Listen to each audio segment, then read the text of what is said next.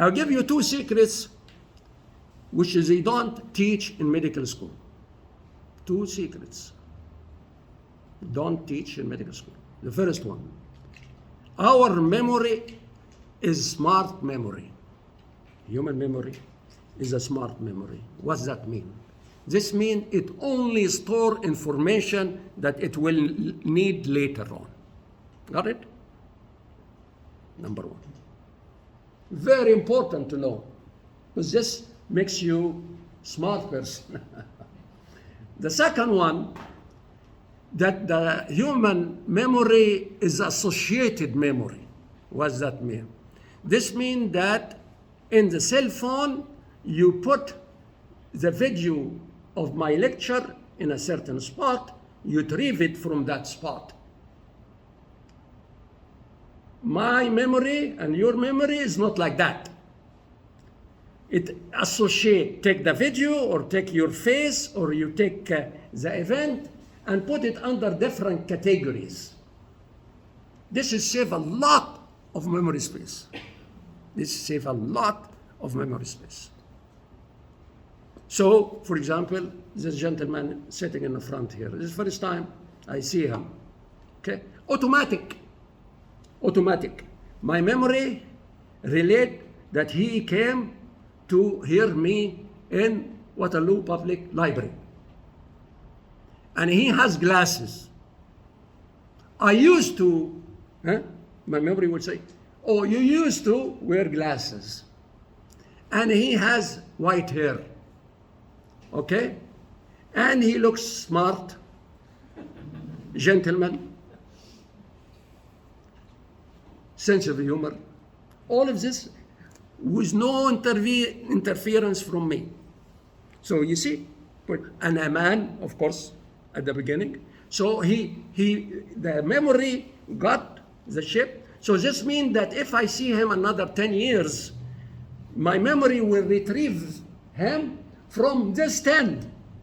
Not only one, but 10. So the memory of a human beings not only have the information, the picture, the sound, but guess what? The smell, the taste. Oh my God, we cannot duplicate this in any memory in the cell phone or other AI. We cannot memorize the smell, the taste, the touch.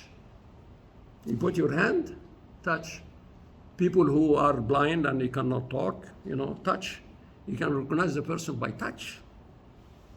So you get out of this is that you know that your memory is important because it has information, very important, recognition of your loved ones, etc., places, events, and so on. It also have algorithm, how you do things, how you talk, how you get the words. I'm fluent in Arabic and English. It will fetch the English word when I talk English, fetch the Arabic word when I talk Arabic. Amazing. Not only that, but the algorithm also will do non-voluntary work for you, like breathing. Breathing needs an algorithm. And the heart rate and blood pressure goes along with breathing because of that algorithm. So we are pre-programmed. When we are leaving the mother womb, pre-programmed. Just like your cell phone is pre-programmed at the factory, but what is called operating system. Your cell is useless if the manufacturer send you the hardware without putting into it operating system. So we are the same. The baby cannot see, but he can taste the mother milk and recognize the mother milk. If you give him another milk, he cry. Why? Because he's pre-programmed to do this. And he goes, the algorithm goes to the breast of his mother to hold tight and get nourishment, to survive. When he becomes a little bit older, he can see. So he can see his mother, and he smiles to his mother. And if you approach him as a stranger, he starts crying because he's not familiar with you unless you become friendly. So the bottom line is that you have to follow physical guidelines to take care of your physical brain, and your mind also, you have to exercise it. I tell people one of the exercise of the mind, okay, remember associative memory, remember, okay, is to involve your senses. Just look at your mother and grandmother 100 years ago. Before they feed you, they smell the food. They touch the food. Huh? They cut the food. Their eyes cry from the onion and the garlic. Okay? They engage the 5 sensors. How many people here smell the food before they eat? Be honest. Nobody. 1, 2, 3, 4. Okay. How many people touch the food with their hand? 1, 2, 3, 4, 5. Okay. This is the case.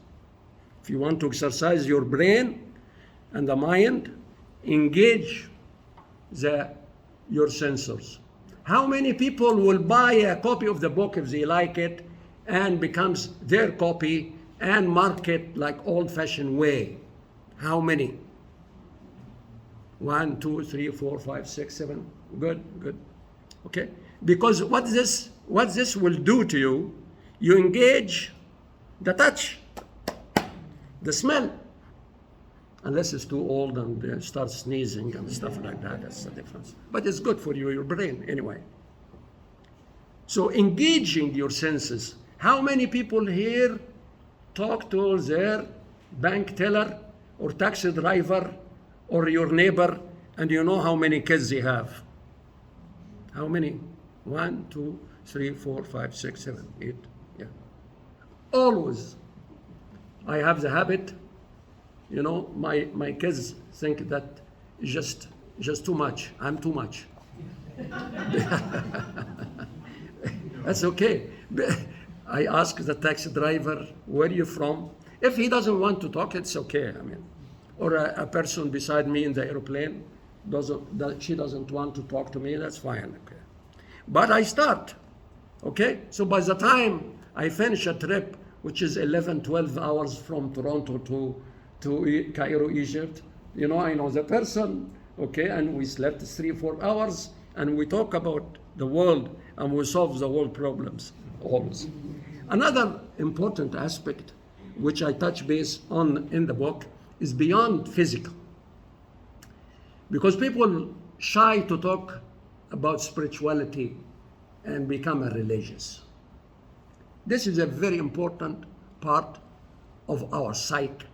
Again, pre-programmed from day one. So you have to look after it. By design, you can reject religion, but you have to look seriously at it.